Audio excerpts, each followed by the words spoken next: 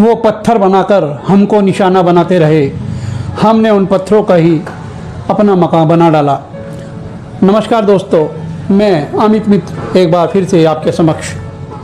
दोस्तों, इस समय एक शब्द पनौती शब्द आप लोग लगातार सुन रहे होंगे और उस पनौती शब्द का अर्थ भी आपको भली भांति पता होगा। पनौती यानी कुछ निराशाजनक या कोई ऐसा व्यक्ति जिसके कारण बना बनाया काम बिगड़ जाए, जैसे जलता हुआ दीपक अचानक से बुझ जाए।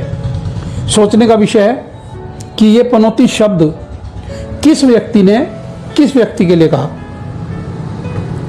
उस व्यक्ति के कार्य की गूंज आज चहुं और विश्व में गूंज रही है। विश्व के अनेकों देशों ने, चाहे उसमें फिजी हो, चाहे उसमें अफगानिस्तान हो, चाहे उसमें मिस्र हो, चाहे उसमें यूएई हो, चाहे उसमें अमेरिका हो, चाहे उसमें फ्रांस हो, ऐसे अनगिनत देश हैं जिन्होंने अपने देश का सर्वोच्च पुरस्कार उस व्यक्ति को दिया है। उस व्यक्ति के लिए किस तरह के शब्दों का इस्तेमाल किया जा रहा है। कोई उनको नालायक कहता है, कोई उनको रावण कहता है, कोई चौकीदार चोर कहता है, कोई राक्षस कहता है, किसी ने चूहा कहा, किसी ने हिटलर कहा, किसी ने तानाशाह कहा, और ऐसे अपनी बुद्धि के अनुसार न जाने इस तरह के कितने बुरे शब्दों का इस्तेमाल उस व्यक्ति विशेष के लिए किया जा रहा है जिसकी इच्छा शक्ति का कोई सानी आज नहीं है, जिसने अपने देश के नागरिकों के लिए उज्ज्वला योजना वो सब व्यक्ति लाया। 3 तलाक की उन्होंने कानून लागू किया, घर घर बिजली पहुंचाई सौभाग्य योजना के माध्यम से, स्वास्थ्य बीमा आयुष्मान भारत योजना लाया, किसानों के लिए सम्मान योजना लाया। इच्छा शक्ति का उसका कोई जवाब नहीं है। स्किल इंडिया लाया, खेलो भारत लेकर आया। किसके लिए? हम देशवासियों के लिए, देश को आगे बढ़ाने के लिए। उस व्यक्ति ने 2014 के बाद आज तक एक भी दिन का अवकाश नहीं लिया है। अपने तन को मन को इस देश की माटी के लिए जिस व्यक्ति ने समर्पित कर दिया है, उस व्यक्ति को यदि कोई पनौती शब्द का इस्तेमाल करे तो क्या ऐसा सुनकर आपका खून नहीं खोलता?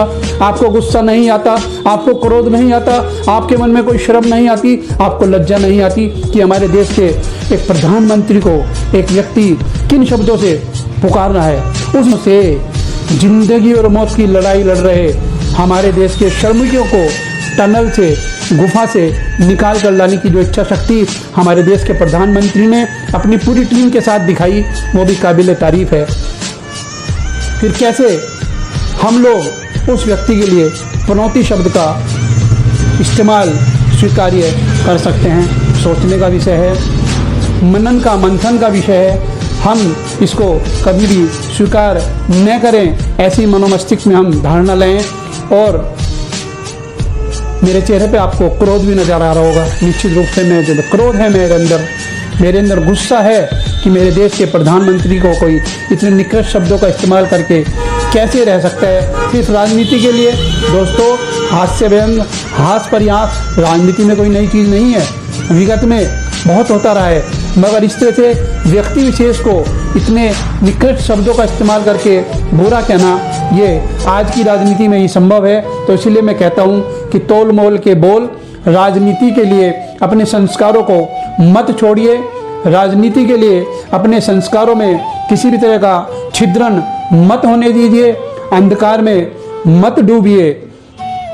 उस व्यक्ति के लिए ये 2 लाइनों के साथ मैं अपनी वाणी को विराम दूंगा कि वो एक छोटा सा दिया बनकर जला, प्रकाश बनकर जला।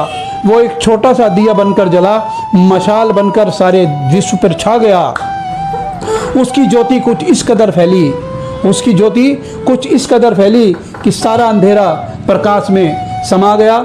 ऐसे युग पुरुष को मैं नमन वंदन करते हुए फिर से उन व्यक्ति को कहना चाहूँगा कि राजनीति करें, मगर उसमें इतना नीचे गर्त में न गिरे। दोस्तों, अपनी बात को, अपनी वाणी को यहीं पर विराम देते हुए एक बार फिर से आपको जय श्री राम, भारत माता की जय, वंदे मातरम।